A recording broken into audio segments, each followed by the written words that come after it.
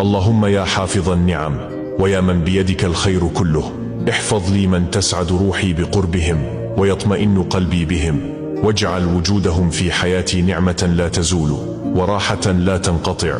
اللهم إني أستودعك من هم أعز علي من نفسي، فأنت خير من تستودع عنده الودائع، فاحفظهم بحفظك واكلأهم بعنايتك وقرر عيني بسلامتهم.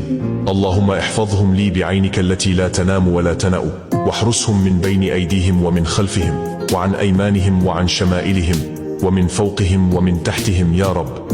اللهم أبعد عنهم كل سوء واصرف عنهم كل شر، واكتب لهم العافية في الأبدان والطمأنينة في القلوب والراحة في الأرواح. اللهم لا ترني فيهم مكروها ولا حزنا ولا ألما ولا فراقا يتعب قلبي، واجعل أيامهم كلها أمانا ورضا وسكينة يا رب العالمين. اجعلهم في حفظك وأمانك، وبارك